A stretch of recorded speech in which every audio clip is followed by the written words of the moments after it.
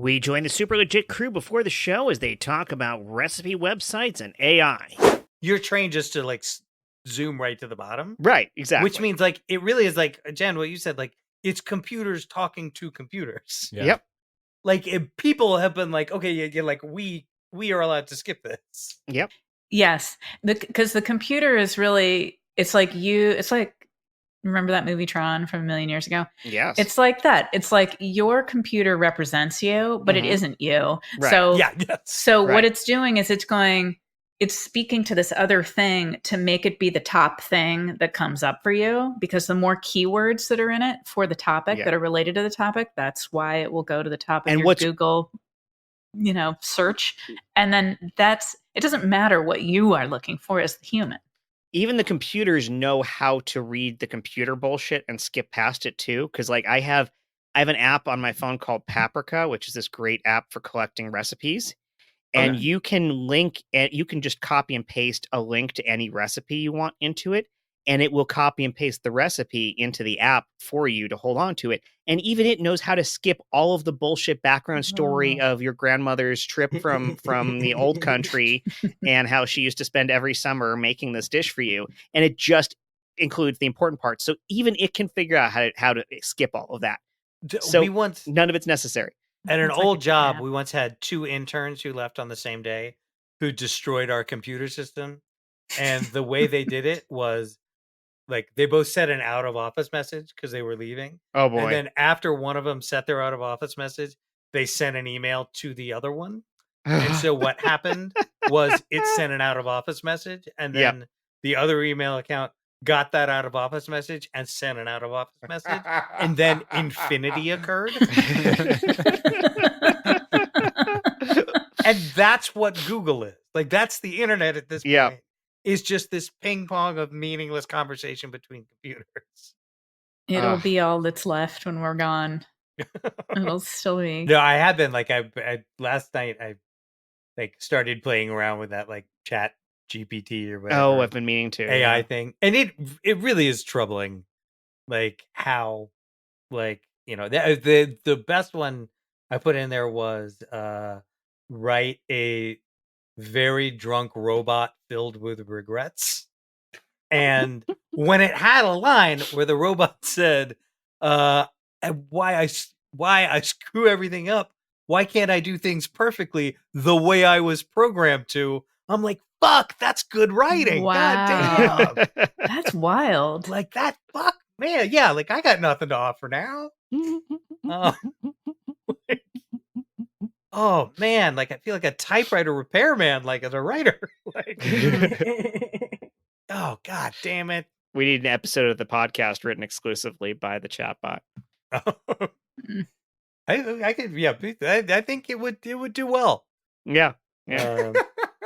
All right, we ready to really record this? Yeah. Yes. I feel like I can't hear Chris Compton very well, but maybe that's not my end. Do I need to turn up? Yeah, maybe let's play with yours again, Chris. See if maybe 2% instead of 1%. All right, I got it to 1.1. There we go. Really Great. nice Is it better? I can hear you well. So far, that's better. Yeah. Chris Compton, the white milk of podcasting, 2%. The great white noise. Oh God, where's SMB right now? I thought you were the white noise. Okay.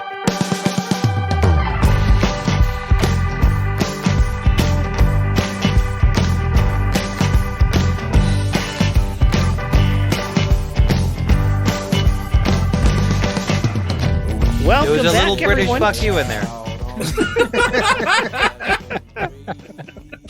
To another episode of the Super Legit Podcast. Echo. Yes. We have surrounding me this week, we've got Chris Sanders. Hi. Chris Compton. Hi. Chris Jen Burton. Hi. Chris Michael Heiman. Hi. Chris Stephen C. James. Hi. And Chris Josh Spence. Hi. All right. I am your host, Chris Jet Kaufman. Hi. No, that was okay. All right. Try this one again. That's me, Chris Jet Kaufman. Hi. Hi. Okay. All right. Yes. Well done, everyone. what do you see? We launch into the question. Let's just hit the ground running, as they say. I have a question. What is the question? Beautiful, well timed, perfectly done, Josh Spence. The question this week is: Hi. What's great about being an adult that wasn't even on your radar as a kid? And so, yeah, basic idea here. We always have those ideas of childhood of what's going to be amazing to be an adult. But this implies there's great stuff about being an adult. Uh-oh. Well, yeah, but because, I mean, the world was such a different place when we were all children. Literally, yeah, that's true. So it's like your perception of what it meant to be an adult in the time we were children is so different of what your expectations were so different. Whereas if you're a child now, today, seeing your parents and what they're doing is it's a totally different world of what children right now are thinking what adults are capable of, or what to expect as an adult. Just to bitch and moan. I mean, I feel like being an adult in the 80s or a kid today is awesome. Because if I was an adult in the 80s, childcare wouldn't consist of me just blowing my smoke slightly away from my child's face while I was drinking with my friends as they stuck forks in the electrical sockets and I hung out with my buddies, especially as a guy too. Mm-hmm. Being a dad would basically mean my parenting skills would be making sure that I hit the kid as soon as I got home and didn't have to make my wife wait. Whereas being a child now is full-on therapeutic discussions about my feelings instead of being smacked across the face for forgetting to turn off a light switch. So yeah, I feel like I really picked up at the part where it's just oh man, I did it backwards. I did the kid part where corporal punishment was a thing, and I did the adult part where it would have to be something where it's I've got to figure out how to honor the feelings of a 5-year-old. But it is interesting to see a 5-year-old now actually talking about feelings as if they are a 50-year-old therapist. Yes. And I am, which I'm totally for. Yeah, right? Yeah. When they're when I was a kid, we didn't get participation trophies. Yeah, that sucked. That really sucked. I would have loved a participation trophy. Somebody noticed I was there. I'll get notes from my son on communication, and it's Dad. Stop talking, Jet. Super. Hey, Billy. I just wanted to say, you didn't win the race, but I have something for you. It's a memento to show you that we all know you exist. You were here. You did this, and that's important. I have to say, this is the first time I felt like my presence has actually meant something, as opposed to just being an obligation that my parents had to kind of deal with. But this first time I feel like I'm being honored as a human being with human emotions who's actually left a mark on a single situation. Yes. Can we have the ring cookies, by the way? Oh, yeah. The ring cookies are yours. Oh, but make sure you got to wash your hands because you were picking your nose the entire time you said that. I want to say I honor you. Excuse me? Here is your trophy. Yes. I'm still waiting to get my trophy. Yes. Darren. Yes. I bequeath this trophy unto you. Right. You came in second place. Oh, bequeath. But that means... He totally said bequeath. Sorry, go ahead. But you, Darren, worked hard enough to be here and distinguish yourself amongst everyone else. Here is a trophy. Know that we honor your effort and your presence. Effort. Hey, it says participant. I actually ranked 7. Everybody gets a participant trophy. So okay, but you're all 7. participants. Okay. Yeah. Hi, Even I Lance just here. happened to be walking by, and I noticed that you were giving out trophies, and I was Excuse me, wondering if I could get one. Yes. Here. You My name's have Sarah. observed this event. This is. Sarah. I didn't actually even see it, but yeah. But I'm observing you now. Oh. Here is a trophy for you to acknowledge your place in this world. A sensei?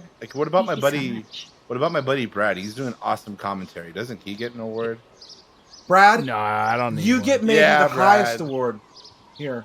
He said There's hi. a moment in every child's life that is magical that they can't turn away from. And today you provided that.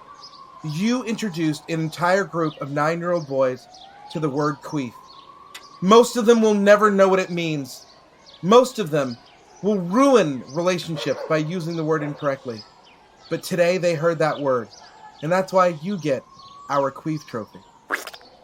Mr. Sanderson? I just Sensei Sanderson. Oh, sorry. But I appreciate that you, instead of correcting me, just uplifting my vocabulary. We understand that as a teacher, you are undervalued by society and are just blamed for the things that parents don't want to do. And so we understand that it is both demeaning you and taking away from the immense contribution that you've made. And so we all got together to come up with something to validate your existence and the contribution you make, and to understand that what you are doing in this moment is the core duty of humanity. And so we got you this $5 Starbucks gift card. Thank you.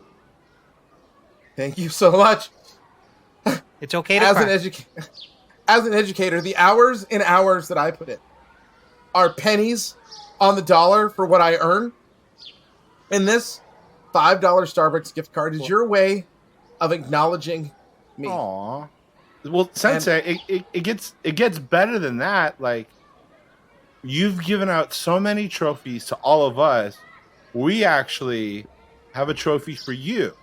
So if you just fill out this form with your name and like you put your title on it and you go to the trophy store and you pay $25, they will give you a trophy of your choosing.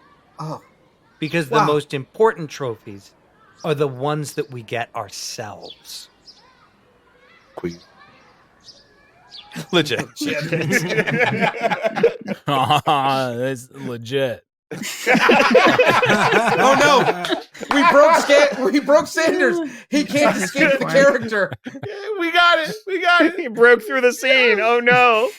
Sanders has gone full Daniel Day-Lewis on us. So I know I do this regularly as a bit, but I actually kind of do mean it this time. Say the question again. Yeah. What's great about being an adult that wasn't even on your radar as a kid? Oh, okay. So for me, I think when it was, is it growing that sweet mustache? It sure as shit is, man. I am so happy about this. Yeah, because I can't grow any other facial hair, so I am just gonna grow this, what you can. This like Andy Reid walrus mustache. Wait, is that genuine? Is that genuine? Because that would mean that you didn't at all at any time during boyhood, adolescence, like yearn for bodily hair. Oh, I totally did. It's all scraggly and patchy. It's not good. Yeah, I'm that wasn't my answer. I do have an answer. Sorry. Didn't mean to derail you. No, that's your answer. That's the one you get. Go ahead, Compton. What you're saying? Oh, I was just gonna say I'm with you because like I've tried to grow facial hair, and like the minute I try to grow facial hair, people like come up to me and try to buy cotton candy. Like I go from 0 to Carney, and that's it. So to answer the question, kind of maybe this might be a little too deep or whatever, but I think for me, so much of it of growing up was, especially if you have like a negative parental role model growing up, it's, oh, I'm not going to grow up like this. I'm not going to grow up and do that. I am going to make sure I don't act like whatever my dad was acting like. The cool thing is once you kind of, and it's going to take time, but like if you eventually learn to let go of that and kind of like do whatever you need to do, call it forgiveness or let it go or whatever it be, you can actually just grow up and do whatever it is that you feel like. So it's kind of like you have these thoughts of growing up, oh, I have to be an adult. But hey, you know what? You can do things that are childlike and give you joy, collecting Power Rangers, doing improv, doing comics, whatever it is you like. And you keep that childish energy and that artistic streak going. And I think it's a wonderful thing. Yeah, I agree. Yeah, I will say that is, you know, I was bitching and moaning about being an adult in this world, but the advent of the nerdy things that were unacceptable when I was a kid to being like now the mainstream is really cool. The fact that like there's a Luke Cage TV show where where it's good like one too. Yeah, and it's like when I was a kid, I when I was watching that show, I was like, what if this show had been on and this popular when I was 12? Yeah. What would my world have been like if that was something that I was like, oh, this is something everyone loves that I also love? I was at the park with my daughter the other day, and she was like playing on the playground, and she heard some other kid like meanly call another kid a nerd. Mm-hmm. And so she asked me about it after. She's like, that's mean, isn't it? And I was like, I was going to start to say yes. And then I was like, well, actually, which is the first two words every nerd statement starts with. Yeah, well, actually, that's the word "actually" is a word that means a nerd's about to lie. Well, actually, that's not true. That's not true. But no, I was like, now that you mention it, I have been in an improv group called Nerdvana for the past 15 years with your Uncle Steven, and we are the epitome of cool. It's a thing that people try to make mean that you can just kind of take on and say, I'm like, this is basically all the qualities that are now validated by society. So but it was a nice turnaround to I'm not gonna get her like a nerd girl shirt because she can she can take on that word if she wants, but but it was nice that like right off the bat, this is a defanged concept. I completely agree. Last weekend there was like a buy nothing group in my area, and I happened to get the surround sound stereo thing from the TV, and it happened to be a guy I know, this guy Jay Root, and I go over to the house, and his kids are there, and his kids like playing this game, and he and I are chatting, and his son is like, hey dad, what was the name of the guy? I'm making this roller coaster, and I'm going to name it after the guy in Guardians of the Galaxy. What's his name? And his dad's like, Yondu. But his full name is Yondu, and then he gave his full name, and blah, blah, blah. And the kid was like, Dad, how did you know that? And his dad was like, I'm a nerd, son. I just know. And his kid was like, yeah.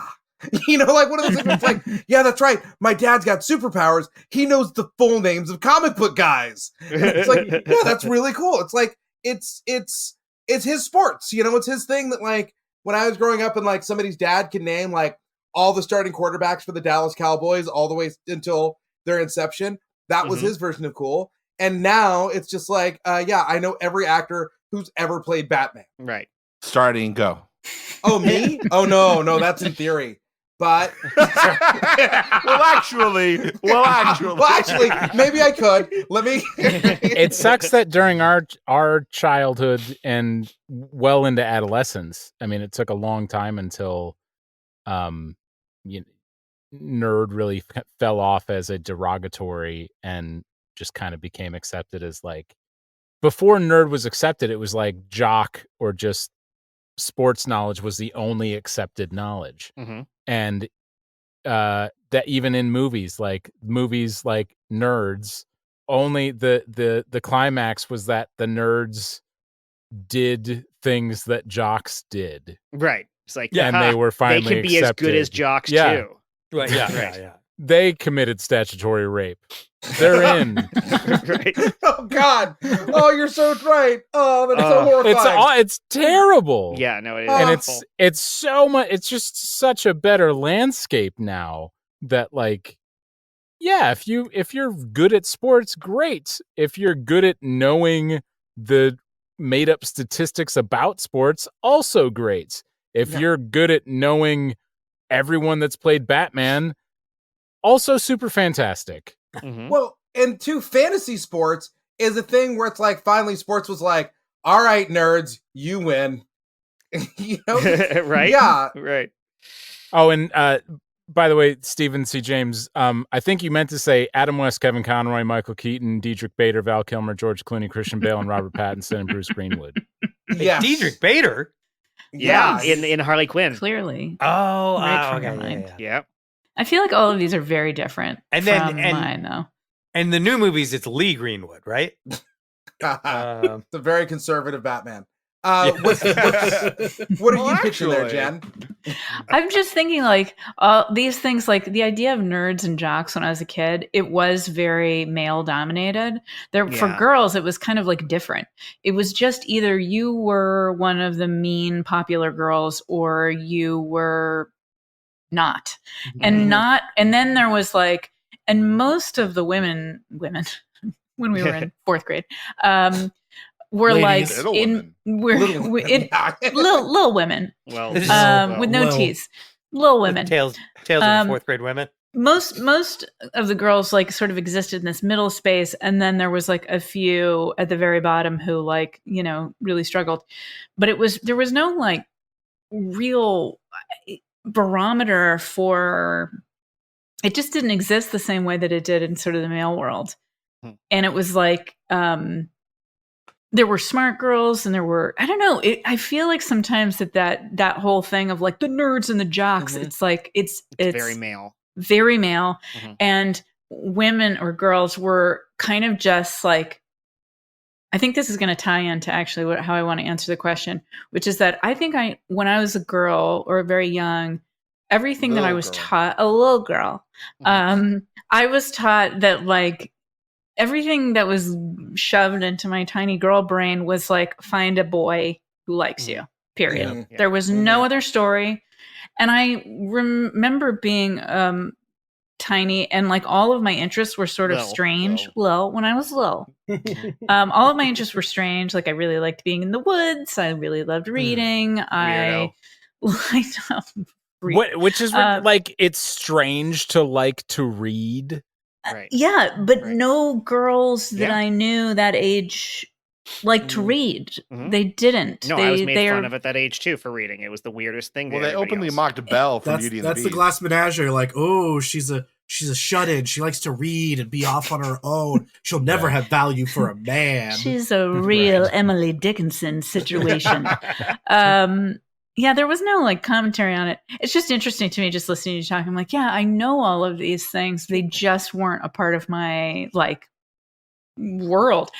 I think I found I didn't realize how much I would appreciate being an adult who is a single person living alone.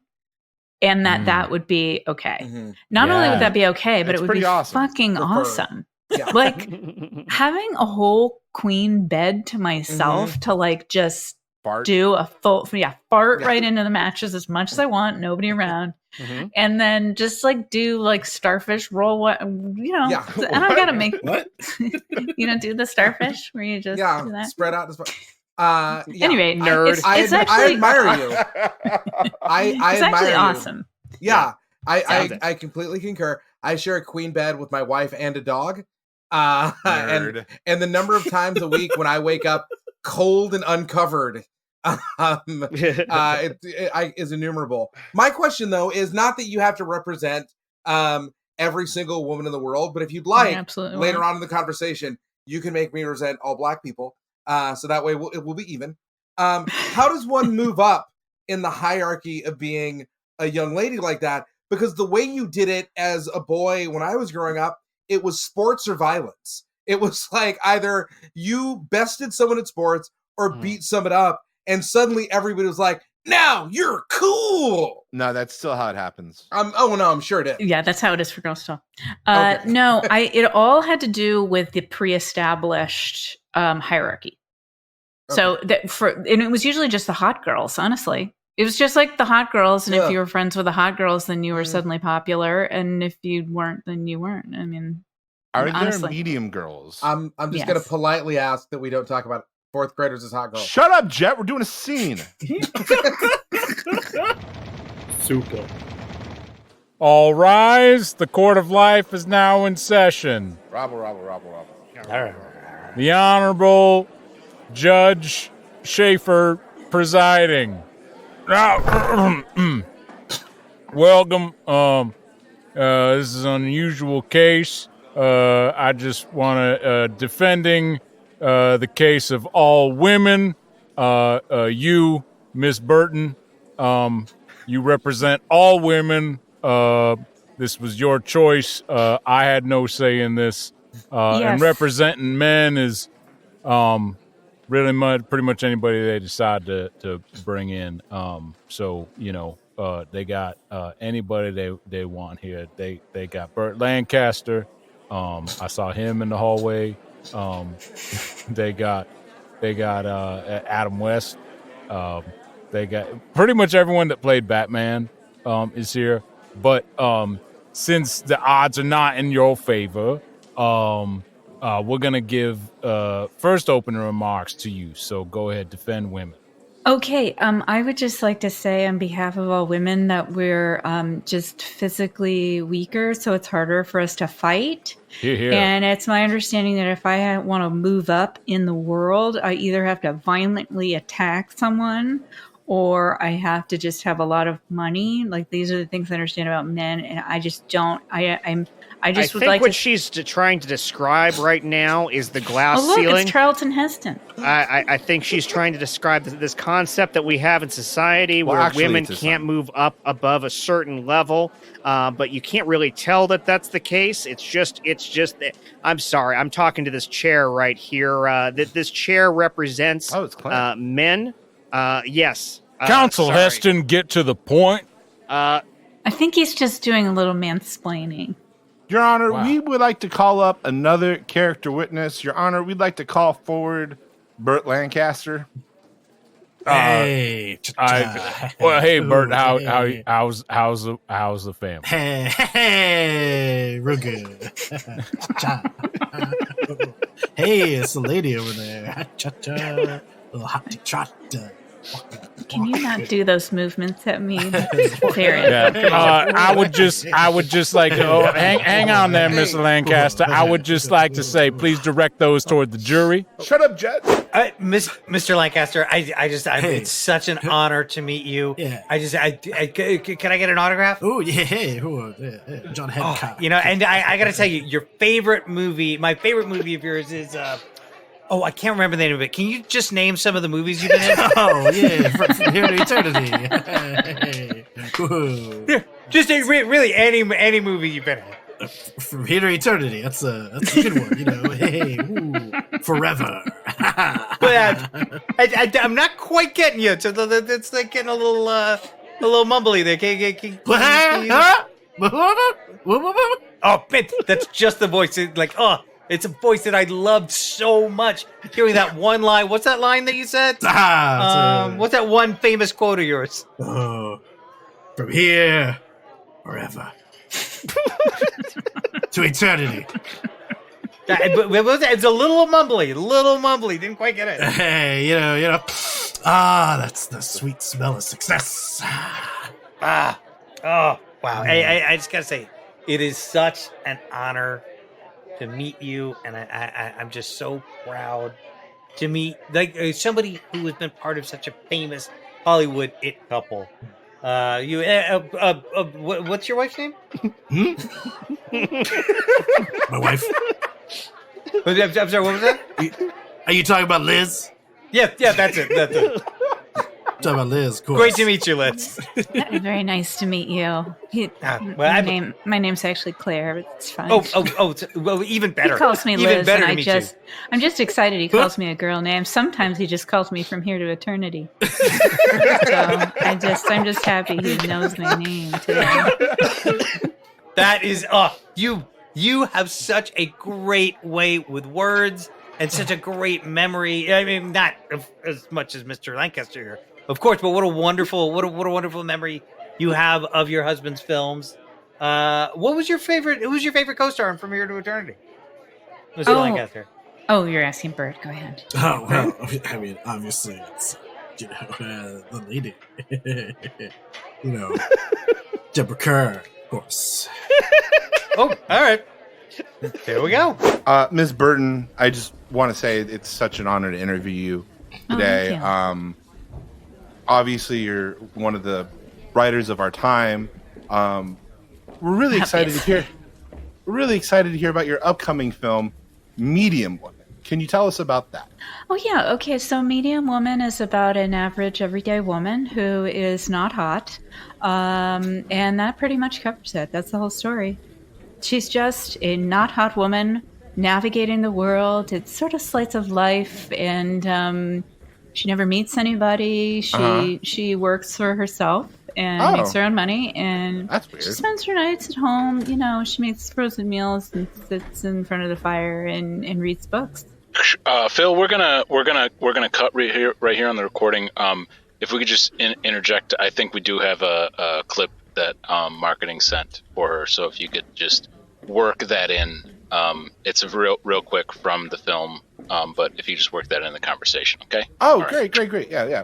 So, sure. Ms. Burton, right? Ms. Yes, thank you. Thanks for saying it in the angry way that people like to say it. And with a lot of judgment and like that you failed as a woman because you don't have children and you're not married or anything. And kind of sounds like a bee that's about to sting you, like right in the face. Mm-hmm. Exactly. That's me. Okay, I just want to make sure I have that pronounced right. Yeah. You got to get as many Z's as possible until the woman passes out. Burton. Yes. Now, originally, this film was going to be called The Starfish. Could you provide anything on that? Yeah, that's a starfish is a situation where a single medium woman flying in her bed and just enjoying the fact that no one else is there, and so There's no man there. There's no man there. There's no one there. It's just her and her bed, which normally would be depicted as sad, but I've decided to put carnival music under that section of the film. And she just reaches her arms out and her legs out to each corner of the bed and just like does a big sigh of happiness that no one is there to rock the bed or fart on her in the night. And it's great. It's wonderful. We have a little clip here if you want to watch it. Hey, it's me. I was at the airport and I realized I couldn't leave without saying goodbye to you because I don't want to say goodbye to you. Jen, I came all this way to say, will you marry me? Oh, wow. Well, Tom, this is so sweet of you. This is such a nice thing, and I guess I would have to say, are you insane? No, I do not want to marry you. You're good, like on your own? You're cool? Oh, I'm good. I'm very good. I mean, normally I would say yes because I've been trained to say yes. Oh. But but thank you. This is so sweet. Oh, these flowers for me? Yeah. I'll just take these. Thanks. Yeah. Wow. I can't believe this. I guess I should try to rebook my flight. I didn't know that you would have the reaction of such a medium woman. All right, I'm gonna... Well, that's what I am, Tom. That's what I put on the dating site. I don't even know I was on there, to be honest. Well, just know that I respect you as a person and honor every wish and hope the best for your future. Thank you, Tom. Goodbye forever. There's still 1 hour and 45 minutes of this film remaining. Respectfully. Bye-bye. Bye-bye. And that's the end of the clip. Oh. Now, I believe there's some... Phil, there you go, Phil. I was you were supposed to jump back in right there, but it's okay. You know, this isn't a live show. My bad. Yeah.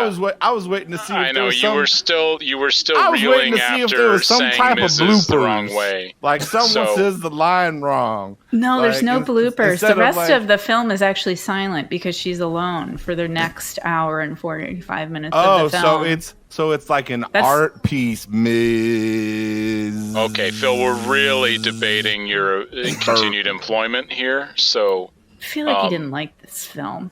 Yeah. She didn't marry the guy. I don't know that he watched it. That's the whole thing. I don't think he did either. That's really great. After that, she says no to the marriage, and then she goes home and she makes herself a microwave meal. And then it's just like 4 or 5 or 6 months of that. Just bliss, starfishing in the bed and reading books. And then... Now that's a good title. Ladies and gentlemen, the winner this year, the Best Picture here at the Academy Awards is... Oh my gosh. See, this is what happens when we start letting women into the Academy. Medium Woman, a film directed by Jen Burton, starring Jen Burton, edited by Jen Burton, and some would say lived by Jen Burton. Let's hear it for her. Get up here. Get up here. Get up here. Oh my God. Thank you so much. Thank you. Tonight, Jen Burton is wearing whatever the fuck she wants. Tonight I'm wearing my home jeans, which I haven't washed in weeks, and my rattiest but most comfortable bra, and my long sleeve shirt for home wear. Anyway, I just want to say thank you to everyone who watched this film, and thanks for the awards. And I really need to be getting home because I don't enjoy talking to people. Good night, everybody. See you later. Have a good one. She's my hero. Legit.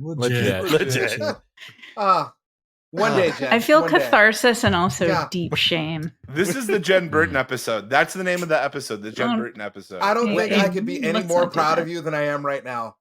I've been in the same Captain America pajama bottoms since yesterday. Awesome, dude. I have real appreciation for that. I have to say, like, if you want to know how Hollywood thinks about women who are not in relationships, realize that they once made a movie called Single White Female, and it's about a crazy person who murders. Yep. Yeah. They're all like that. I was actually just thinking about that recently, and then I will shut up. The movie Romancing the Stone First of all, you do not need to shut up. Okay, thank you. Yeah.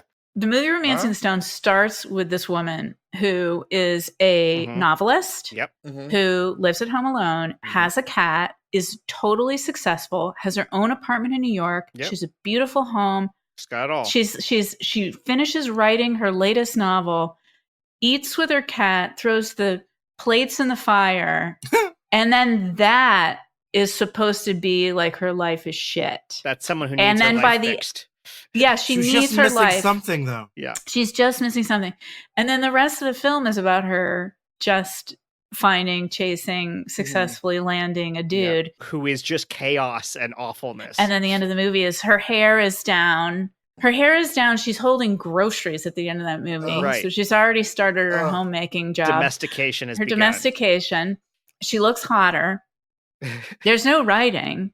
She's dealing with the men on the street in this really like sexy, like flirty way. And then guy shows up with a boat and she climbs on it. And then they literally drive. I don't know who's driving that boat, but it drives down the street with the two of them kissing on the top of this boat. And then like, that's the end of her life as a, her life was great. She finally made it. She finally made it. To what? I don't know. Anyway, sorry. I'll shut up now. 'Twas the 80s, early 90s, a different time. Truly. When women were women and men owned everything. Wait. I feel like that's also now. Before this renaissance that is. I feel like if my life was going to be a movie, it would be very much like the beginning of Trading Places. Like two rich people are making a bet and I'm suckered in for $1. But we were just watching the world's worst Christmas movie, which is called Christmas on Mistletoe Farm. And it's God. like kind of like a Hallmark. That's an unfortunate place to have to work. Yep. Lots of like it's it's like like sexual harassment lawsuits. Non-stop making out there. It's one of those like busy Why does all the mistletoe person grow with waist important height? job comes to a small town kind of like movies. But the thing is, everyone in this town, like the writing is amazing because the word worst is a comparative word. So to make a script in which everyone is the worst character requires such exactitude for them all to be so equally as terrible. But like everyone in it is like you change the music and this is a horror movie. And I'm watching this movie going like, why don't you respect this person's career? They worked really hard to get there. And it was like, oh yeah, just like what I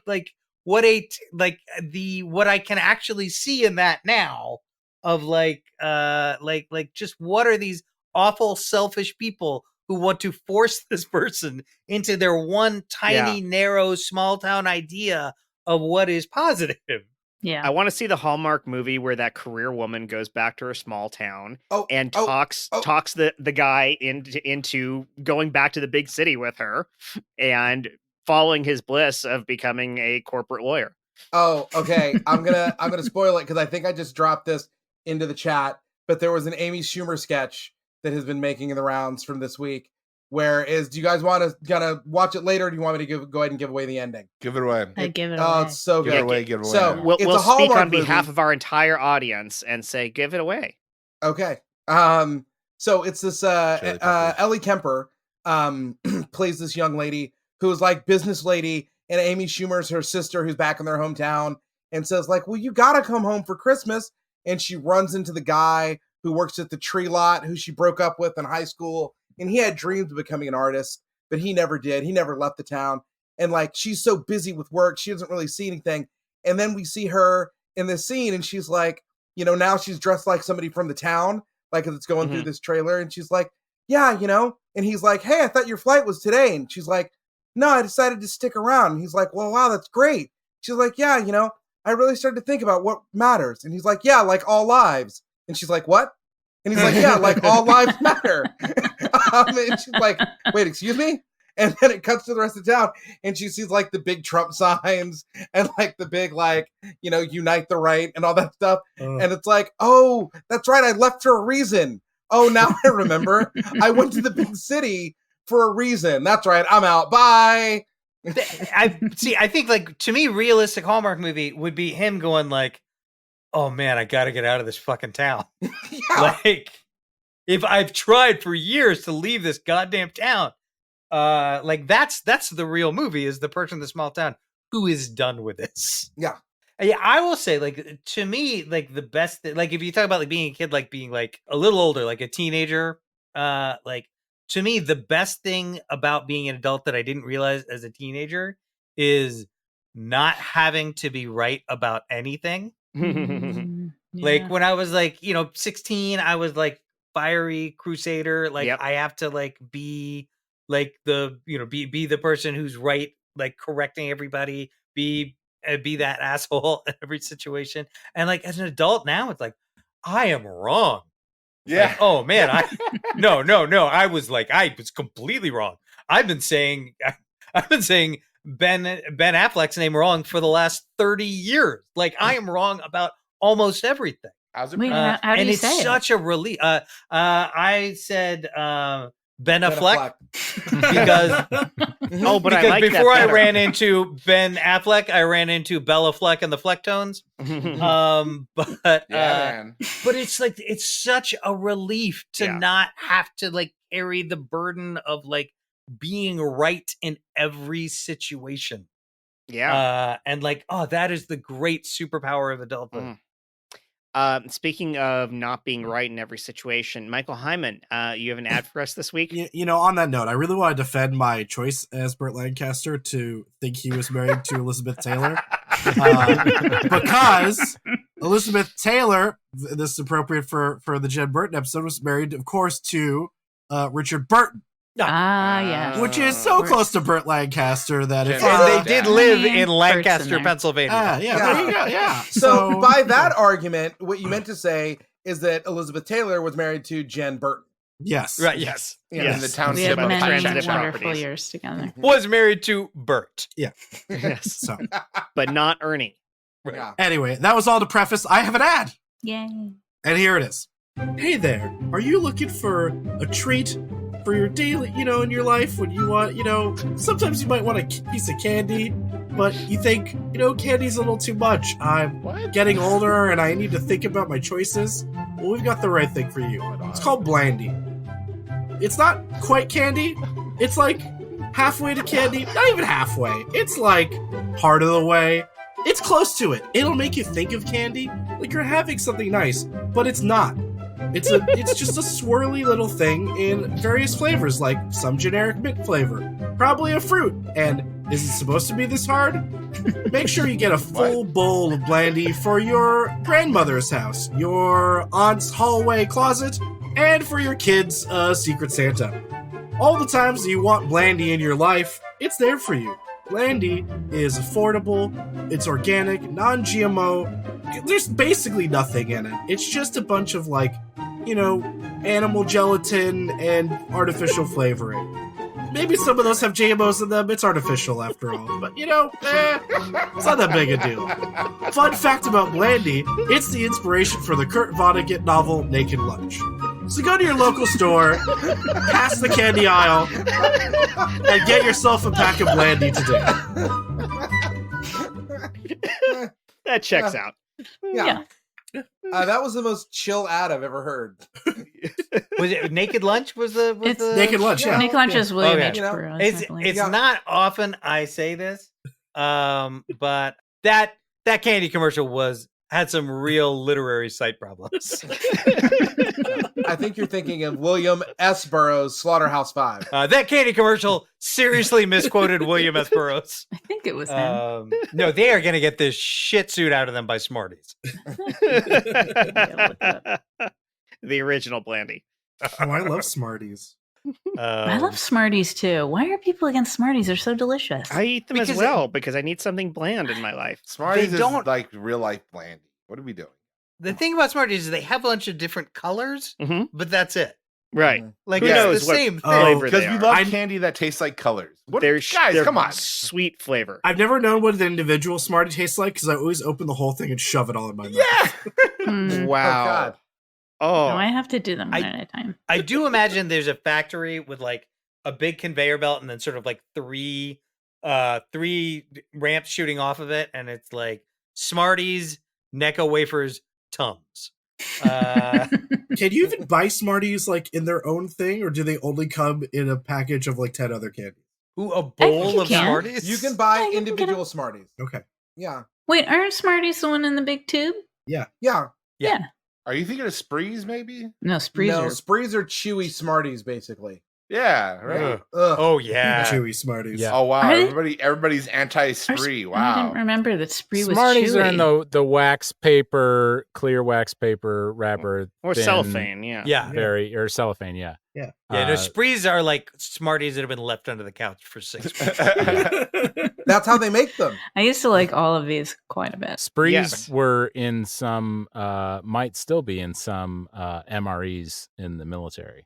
Oh wow! Really? Oh wow! Well, speaking of things for other people, not necessarily for me, from a kid to adult, Smarties rather made me think of what we used to do with Smarties when I was in middle school. Was we'd crush them up and pretend that they were cocaine. Yeah, man. And apparently a lot of adults, not me because I'm fucking boring, enjoy drugs. And that's a thing that adults can do. Now, as adults can get like politely high and enjoy themselves. If they weren't like me and cripplingly afraid of addiction. Yes. But that is a great realization as a kid when you realize the fear of adults addiction are completely full of shit about almost everything. And drugs are such a like great gateway to like reasonable cynicism. Yeah. You're like, oh, wait a minute. I did like, what was the one? There was a it was an anti-drug commercial where it was like somebody like smoking weed, and then the next thing is like terrorists in Libya like taking their crumpled $2 and using them to buy like missiles to blow up Americans. And you're like, this is one of those things where you're like, oh, thank you. Because I had believed you up to now. Right. But this is ridiculous. It's basically the equivalent of the you wouldn't download a car commercials. It's fuck, I would. Right. Why wouldn't I? Right. How old were you guys when you realized that like your parents were just people? Oh. Maybe the last year. I want to say like 9. Really? Yeah. What yeah, happened? my parents got real people-y real fast. I mean, should we talk off mic? I mean, young for me because of the divorce was pretty young. I was only like 4 or 5, and shortly after that, you grow up pretty quick. You don't grow all the way up, but you just age a few years intellectually, anyways. Yeah. You said illusions that it's like your parents are just the superheroes who are going to, solve everything. Yeah. I think it's when you realize like you have to be constantly managing your parents' emotions on their behalf. It's like, that was a big thing for me growing up. Was my mother is, a rather reactive person. Yeah. And so like, and not just me, but like, interacting with other people is like, there's certain things where I constantly, like in certain conversations, I would have to massage the conversation on her behalf to keep it from going in a direction that I knew would go the wrong direction. Like I was a kid, but like I was constantly aware of, oh, this is not going in the right place. I need to step in here and say this so that this doesn't happen and that doesn't happen and that this thing doesn't blow up in a way that it shouldn't have to. It's like, that's weird for a kid to have to do that and be aware of that and manipulate those situations. And that was a common one. Stop talking, Jet. I'm not going to tell him. You're going to tell him, Jennifer. I married a medium woman. Okay? Yeah. I thought this would be a medium relationship. We would have average children that wouldn't really care about much and would also pronounce Mrs. the way you wanted it pronounced. But that hasn't happened for you, apparently. So why don't you call them in here and let them know where this relationship is going? I'm fine. I will call them in here and tell them where this relationship is going. I wish you would be more angry. I have never claimed to be anything but a medium woman. I know you haven't. So what is the issue? Yeah. What do you want me to be?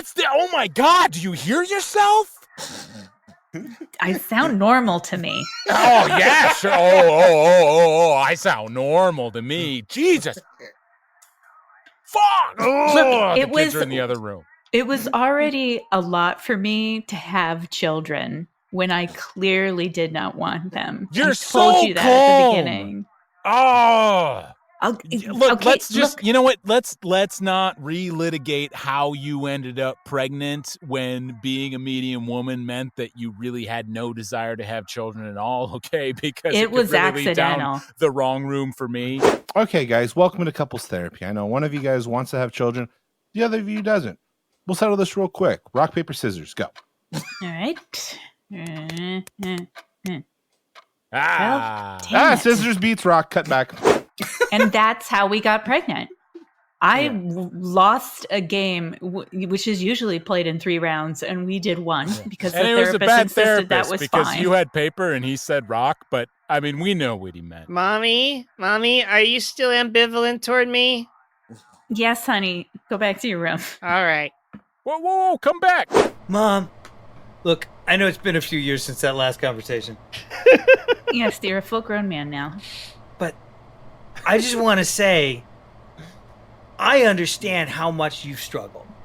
And I'm taking this moment to communicate with my emotions just how much I honor your choices and your own direction in your life.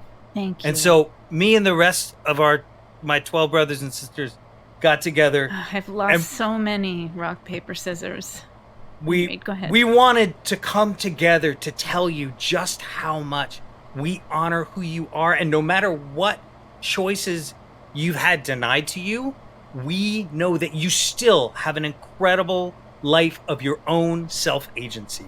And that's why we got you this $10 Pete's Coffee and Tea gift card. Wow. All 12 of you. That means each of you put in about 80 cents. That is very sweet. Right down to the penny. Okay, like, do we have to put in 80 cents? Like, it's 80 cents for everybody here in this kid meeting? Like, can that seems like a lot. I'm a grown-ass man now. All right, yeah, but we're kids. I'm the youngest doesn't okay. mean that you call me a kid anymore. Jeez, right, typical Brandon. Let's go, Brandon. Look, guys, we have to Venmo something to me. And so 80 cents seemed like a good thing that everybody can handle. All right. I could pick like some people and give them lower numbers, but that would be like me making assumptions about their financial state. I'll do something. And since it's Venmo, it would all be. It's 2022. I don't even carry change on me anymore. It's all credit cards. And it's all.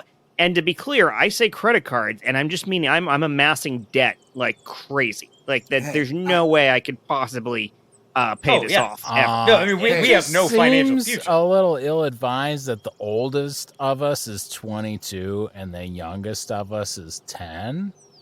Mom was really bad at rock paper scissors, but anyways, I mean, epically bad. It seems bad to like just. It's a terrible birth control stuff. Each of us to have 80 cents. I feel like it should kind of change based on how old we are, because like, you know, the youngest. Oh, what is this, affirmative action now or something? Listen, man. all right, fine. That doesn't make sense. No, I will say, as the 10-year-old, yes, I'm going to just use my allowance, and I'm going to kick in $5, and I'll cover any of you other deadbeats, all right? Whoa. I don't want Brandon to have to take half of his band fund to go ahead and pay his 80 cents. I don't want your charity. Hey, we're going on tour this year to Toluca Lake, okay?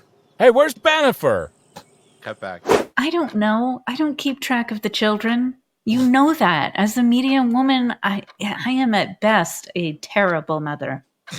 That's exactly why we're having this conversation. I know, but that's what I'm saying, is that you always knew this. I don't know why you're always so angry with me about the children and about our situation when I never lied to you. I never said anything. The children gave me a $10 gift card to Pete's Coffee. Not even a good coffee place. We're going to take a time out, okay? Because it seems like you guys are getting to a lot of different, deeper issues, which is... Hey, welcome to Pete's Coffee. Just take something. Okay, I guess I'll take these weird old Madeline's cookies, and can I get like a tall latte? We don't have coffee. You don't have coffee? Okay. Can I get like a lemonade or? We are out of water. You're out of water. Yeah, like technically the city shouldn't cut us off, but we still somehow are out of water. We have some dry tea. Is it like in a bag or? It was. So it's just loose tea? Yeah. Okay. Yeah, give me a second. Do you have a bag to put it in, or do I just have to hold it in my hand? Can you give me a piece of printer paper I can just like sweep it off on, and then printer sort of paper? it? Well, just white paper. I mean, it doesn't have to be. I don't have printer, white paper in my purse. I just walked in from the street. Ma'am, I got to clean it. Excuse me, ma'am. Hey, excuse me, ma'am. You come on over here. I got a little something for you. Oh wow, there's a mystical man in the corner. Yes. No, I'm Pete. You are our 10th customer this month, so I'm giving you this trophy. Here you go, and the keys to the store. You are now the owner of Pete's Coffee, and I'm free. God. I don't want. Free. Wait, what? Legit. I don't think Pete's Coffee is bad. I don't know why I said that. Better than Coffee Bean. Gee. Oh no, they've got the speculoos version of the frappuccino, whatever they call it. Speculoos.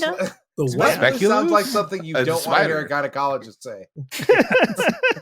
I got bit by one of those when I was a kid. I feel like Pete's Coffee might do even better being run by a medium woman. Yeah, I think it would too. She'd really put half of her heart into kind it. of ambivalent marketing. Legit.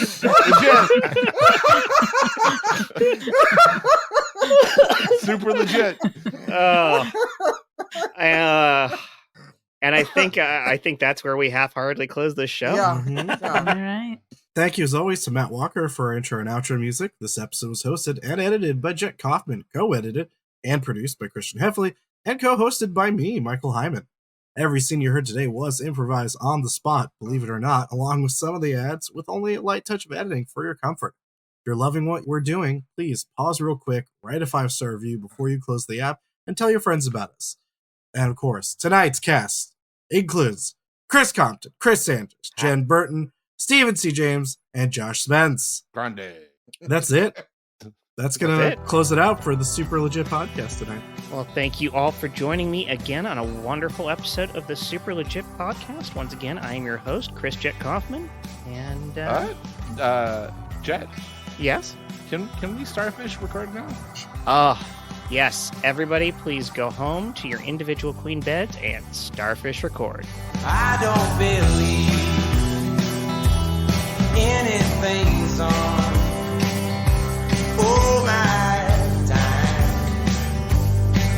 kicked the door on its hinges just so I could move on. Oh, oh, oh,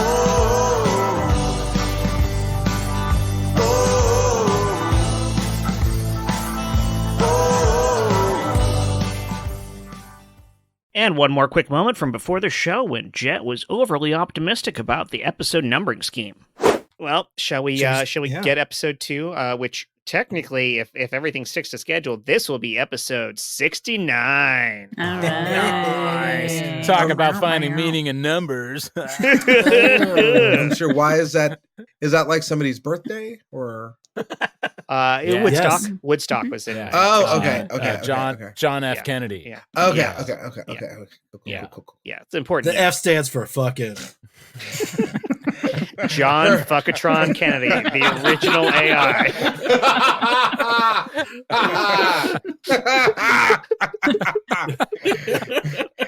Good off.